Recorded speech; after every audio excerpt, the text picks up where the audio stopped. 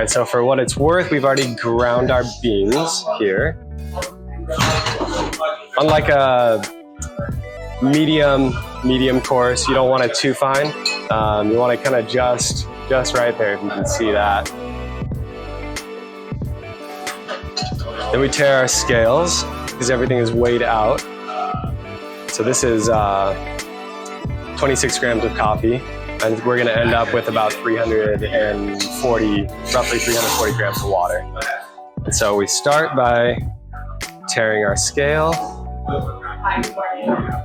We set the timer. We're gonna aim for a 3-minute and 30-second extraction for each of these. And this is just a bloom. So we get all the beans wet and saturated, and it releases carbon dioxide from the beans, and that kind of allows the flavor, the fruity flavor profile to come out. And when that time's up, you kind of break the seal on top and just start center in to out, concentric circles.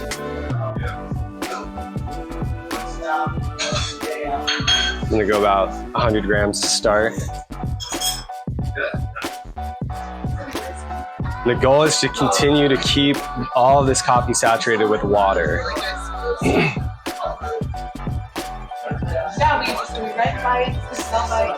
And so if it ever runs dry, you kind of ruin the base of the coffee, the bed of the coffee that's happening. And so you just want to keep it nice and full of water the whole time. There are recipes that people will look at the amount of water they're pouring in and kind of go for like exact measurements. After I've done that several hundred times, now I'm just doing it by eye. You can feel it. I feel it.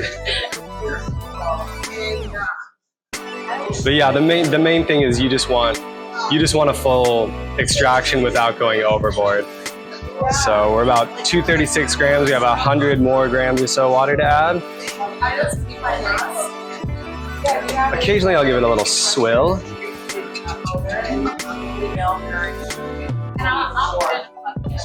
I forgot to mention we heat the water to 206 degrees, which is important. Okay, so we've reached the maximum weight we want to hit. We're at about 3 minutes, so that was good. This will hopefully drain out at about the 3-minute and 30-second mark. Your mugs are cold, so we like to throw a little water in there for you. Heat it up. Yep. Can't have you drinking cold, freshly brewed coffee.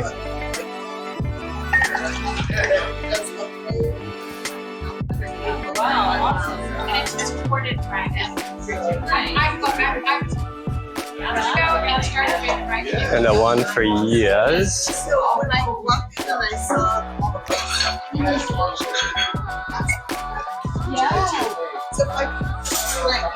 Yeah, definitely. One for this guy.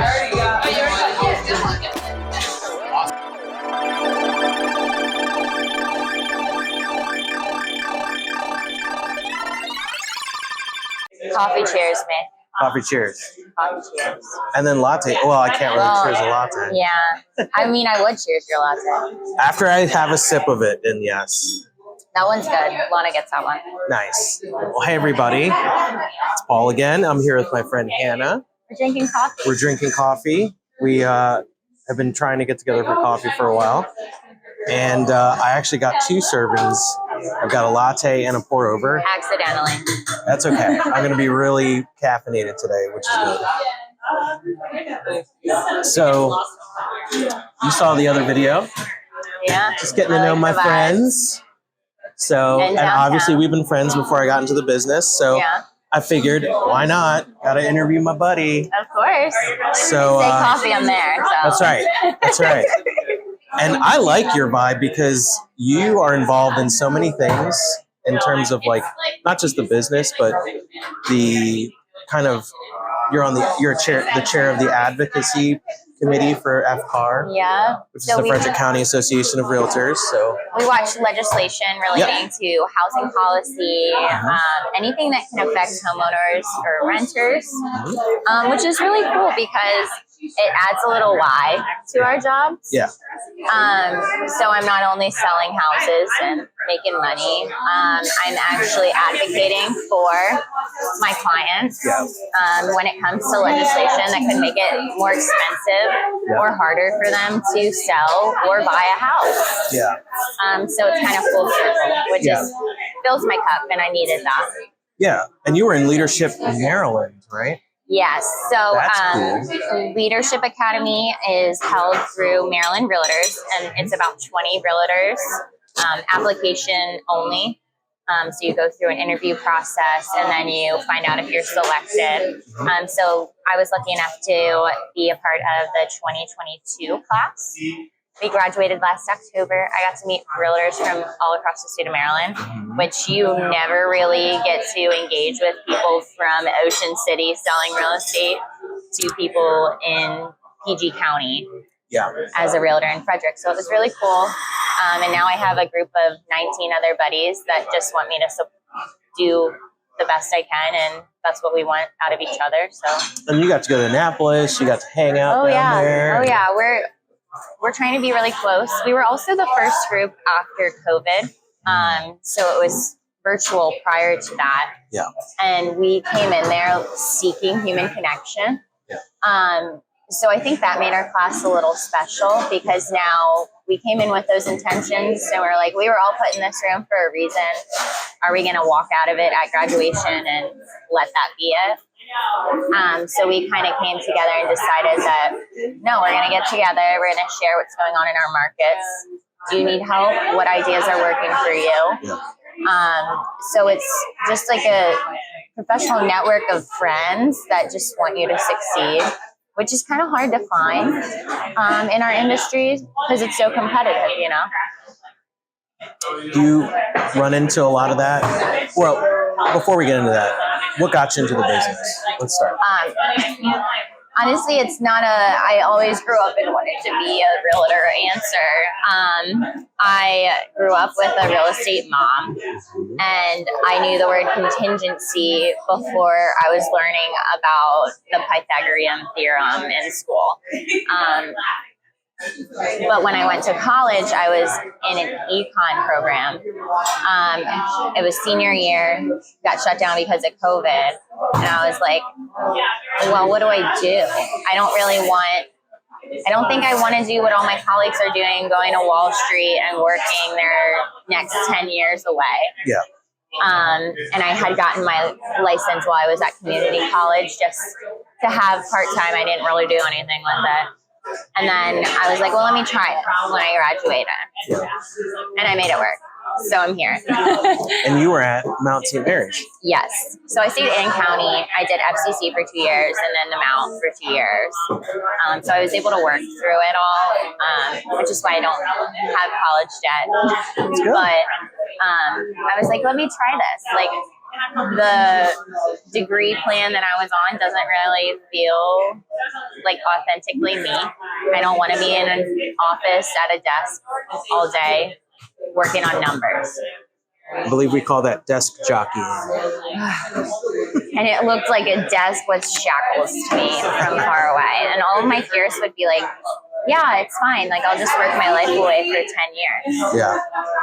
So in that, coming from, you went basically right from college straight into this career, even though you had the license, but would you say you accurately, right after that, you're like, you know what, let me just go full blown into this? I had to make it work. Did you consider the financial world at all, or? I did do an internship with Brad Young with Maryland Financial Planners. Yep. He's one of my good mentor and friends.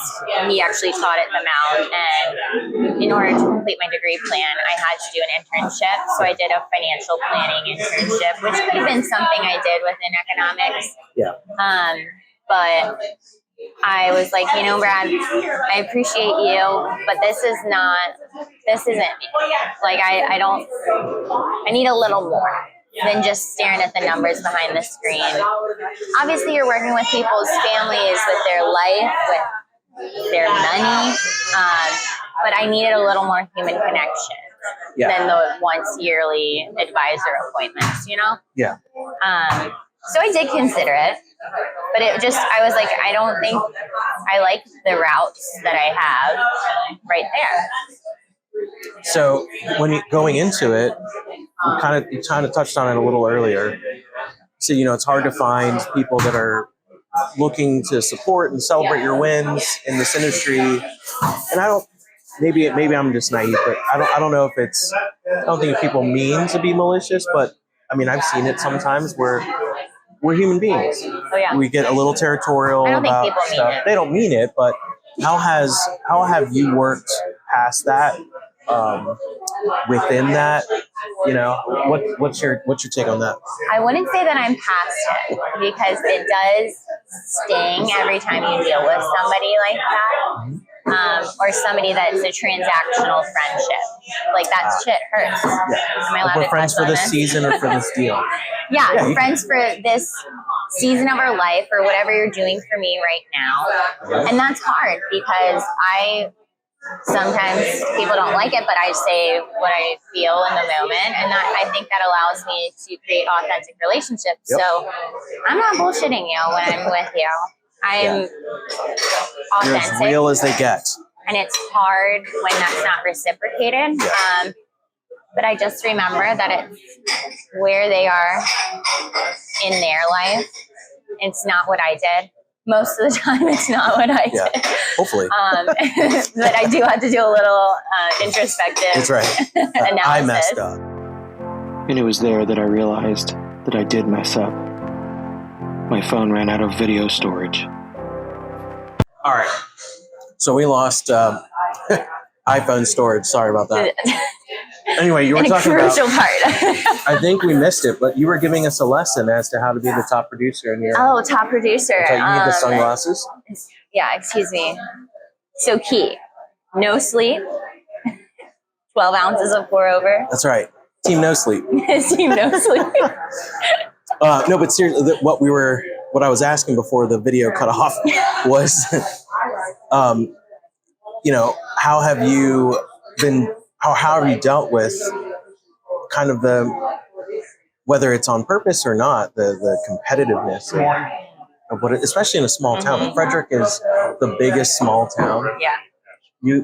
It's hard not to run into everybody, Mm-hmm. whether it's in the business standpoint or here, like we're at Gravel and Grind. There would be no shock if a competitor, walked in. So, absolutely. That's the balance that I think I was trying to get at. It's kind of hard. I have a couple different ways that I try to approach it. Granted, at first it does hurt my feelings. I get upset. You're a human being. Uncomfortable. But then I remind myself is that, like, at the end of the day, you are not my competition as another producer. Right. We have different spheres of influence. Mm-hmm. The same people that are calling me are not the same people that are calling you. And if they are, I'm sorry. But at the end of the day, like, I am not your competition. I should be more so viewed as your colleague within the industry. Yeah. I think the competition and how ugly it can get sometimes is actually where we get our bad name as an industry. Because if you treat other people within your industry the way that some people do, competitively, cutthroat, what message does that send to the general public? Like, we can't even treat each other right as real estate agents, but we're trustworthy, hire me. Yeah, exactly. But I just have to remind myself it's not me. Like, it sucks, but it's not me. It's you. Yeah. I mean, for some that don't know, I'm fairly new to the space, but not kind of like you. Yeah. My dad has been in the business for a while, so I knew about, Alta sheets and stuff like that before I probably should have. But in the amniotic fluid. Yes. And he's in a different market. He's down in Montgomery County. We're in Frederick County. Very different. And the competition and just how cutthroat it looks like for I want to say it very carefully and it sucks that we have to say that, right? Yeah, right. Like we can't. Like, this is not a we personal can't give. attack. Yeah, it's not a personal attack. We can't give constructive criticism, but the competition sometimes is so tough because you say the wrong thing to the wrong person, and it gets back to the game of telephone, and then all of a sudden. Yeah. It's just it's very strange. Oh yeah, and how it warps from person to person. It's very strange. Into whatever somebody wants the message to be to fit the agenda. Yeah. Yeah. And I try not to focus on it so much because you're right. I mean, we're human beings. It's going to hurt. Words do hurt. Absolutely. Yeah.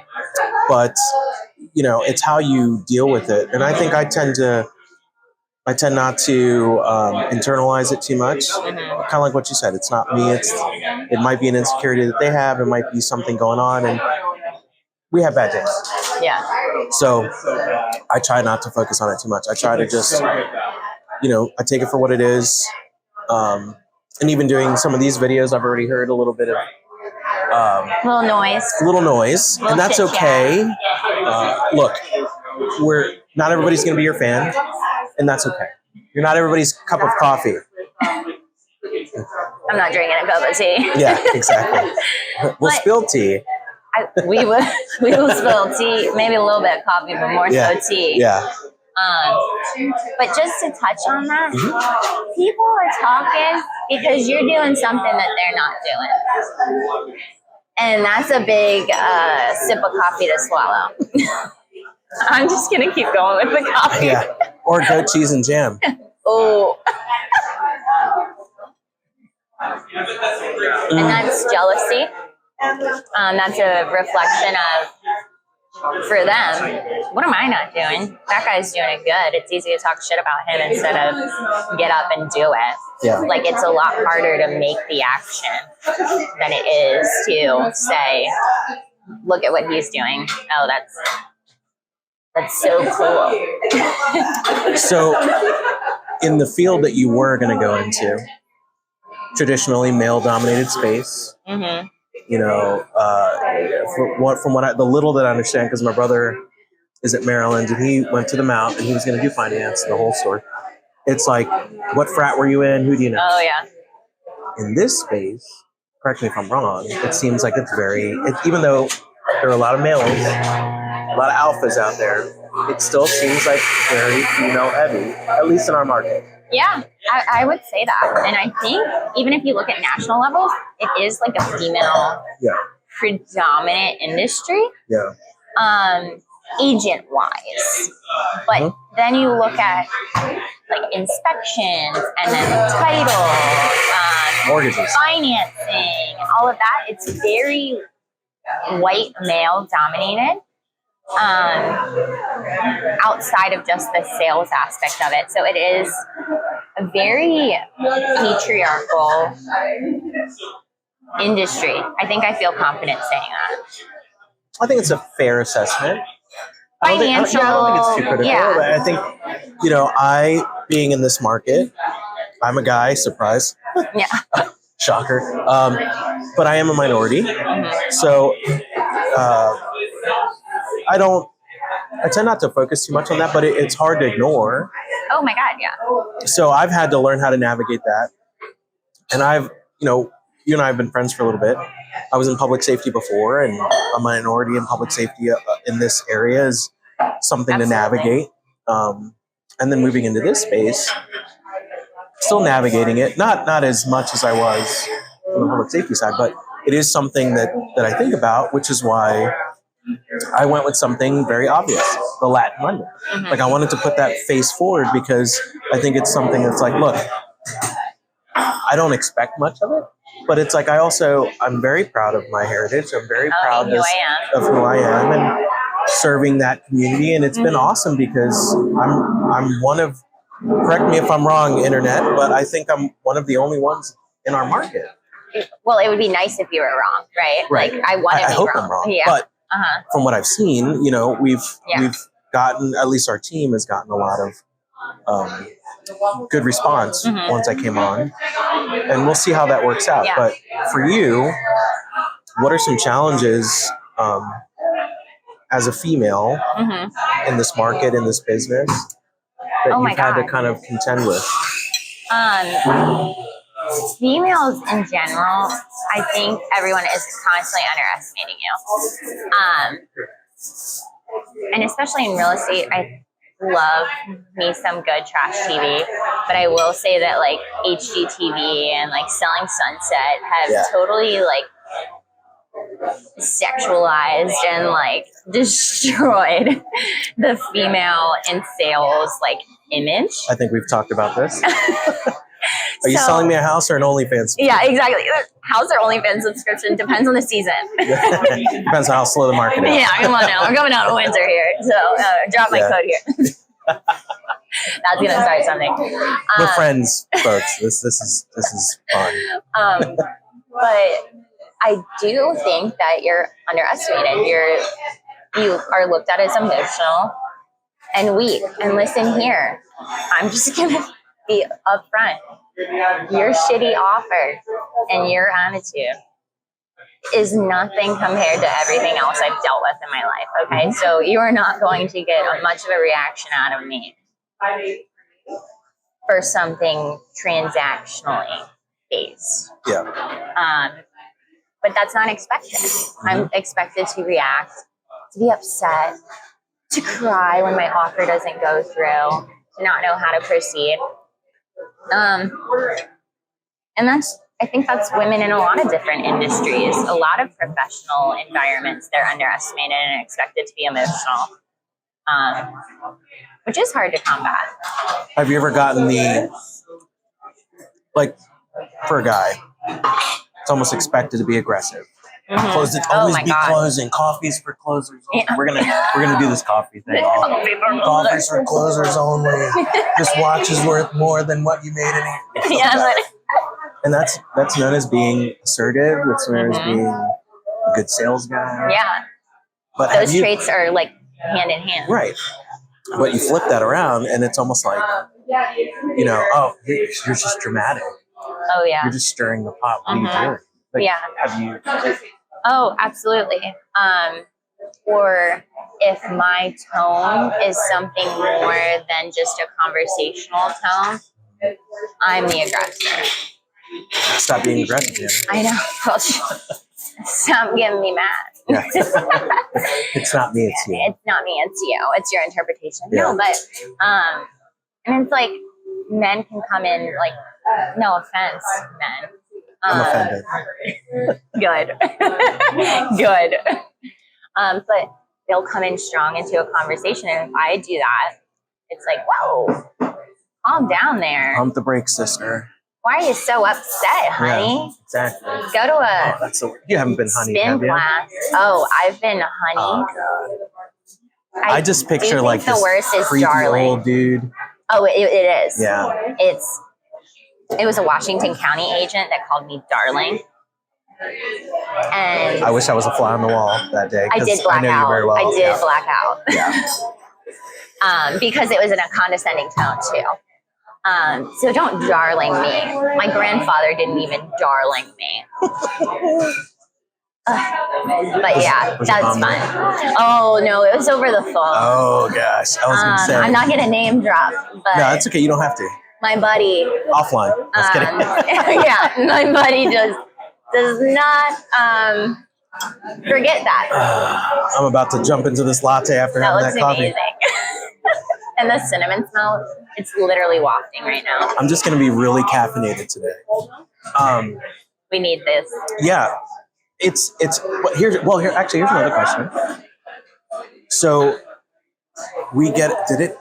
Okay, I was gonna say. We get it from. Did it though? No, it's still good. Okay. Here's another question. So with all that, males almost down talking or mansplaining, right? But here's the thing. Yeah, that's Here's the the thing, word. though. Obviously, it happens. But from an outsider's perspective, I feel like sometimes females can be really catty with Oh, themselves. absolutely. It's like vicious. It's scary. It's so sometimes. weird. I do see that. I mean, I'm just speaking from personal experience. I actually tend to have a pretty okay relationship with people that are, like, I'm 24, and most agents that are 24 to like 40, like, we're pretty chill. Like, For the most part. for the most part, like, female agents, Yeah. I'd say usually our dealings go pretty well. But it's usually when I see older school, and my mom's an old school agent, so I'm gonna throw her under the bus. I love your mom. I love my mom Hi, too, Susan. but she's an old school real estate lady, and they had to hang with the old men brokers of like the 80s and 90s, and she's hardcore. And when I come up against somebody like her, I don't think it's necessarily, I don't want to use the word abrasiveness, but they're used to having to constantly reinforce their value and like why I'm here in this transaction. So they're instantly on the guard. And I'm thankful that that's not my experience. I'm not always on the guard. Like, I'm genuinely going into the transaction hoping that we can work together to get both of our clients to the table, like, as amicably as possible. But I see that, and I recognize that that's from their experiences and what they've had to do in their career. It just sucks that you can't see the 24-year-old person that you were at one point in your life, if you were in real estate at that point, and say, like, that's not the problem. Right. I'm creating the problem because I went through it, so somebody else should too. And I think that's a whole mindset that we have to just demolish. Like earning your stripes. Yeah, I did it, so you have to too. Yeah. Like, just because you had to go through awfulness doesn't mean that we can't make it easier for the next person. Exactly. And that's being a leader in the industry. Yeah. Yeah. Interesting. Yeah. I love our conversation. I do too. I feel like they sometimes hit like deep, like human, like, I don't want to say connection, but connection and like Beyond the feelings. superficial. Yeah. But I mean, that's why we're friends. Mm-hmm. So last thing. First-time home buyers. Yeah. You work with a lot of first-time home buyers. I do. What are some important tips that you would give first-time home buyers that are working with you to help make the transaction successful? Number one, because everybody wants to win the deal. But two, just a good experience. Be fully transparent with me. Okay. If mom and dad are going to be a big part of the decision, let me know that, as first-time home buyers, your parents they love you. So they're very worried. They can sometimes scare you a little more than you need to be during the transaction, just because they want to make sure that you're making a good purchase, Sure, and that nobody's trying to screw you over. Right. And I get it. There's sleazy salespeople out there, but if you're working with me, if you're working with Paul during the transaction, like, we're trustworthy people. We're not going to screw you over. I can't speak for everyone to act the same way that I do. Yeah. Trust me. I'm not going to screw you over, but I need you to tell me everything so I can accurately advocate for you. Right. Because when I find out things when we're under contract, it makes it a lot harder to go back and fix something if I need to, because I just found out about it. So lean into me, ask all the questions. I'm going to explain everything to you, because as first-time home buyers, you literally have no idea what you're doing. And that's no offense to you. It's just reality. And I think it's hard for some people to admit, like, hey, I do have inadequate information in this area and I need to learn more. And that's what I'm here for. That's good. So just ask all the questions. If you don't understand, you need to. And I'm going to try my best to pick up on it. But some people try to hide that they don't understand things. They're nervous. Yeah, absolutely. It is scary. I think as human beings, it's it's hard to admit when we need Oh, help. absolutely. Absolutely. And even though we're first-time home buyers, we're adults. Yes. We're working jobs. Jobs where a lot of us can't admit, like, hey, I don't know what I'm doing. But when you're buying a house that you have a mortgage for 30 years, you need to know everything. Yes. Yes. Everything. It's one of the biggest transactions you're going to make in your life. Yes. Awesome. This is so cool. Yeah. Well, thanks for hanging with me Yeah. today. Coffee cheers. Yeah. Coffee cheers. So where can people find you? You can find me on Instagram. My name is Homes by Hanna Houck. And just click a follow. All my social, email, phone number info's on there. Hit me up. I'd love to help. Even if it's not in real estate, I am a Frederick local. Been here my whole life. So I can get you where you're going within the county. That's true. And thanks to Gravel and Grind for the amazing coffee. I'm very caffeinated. And It's our favorite coffee. it is very good. It's I'm going to be shaking today. So I might, if you call me later, I'll be like, hey, how's it going? Hey, what's up? Hey, what's up? So What I do you have all these ideas. And thanks. Catch you guys next time. Cheers.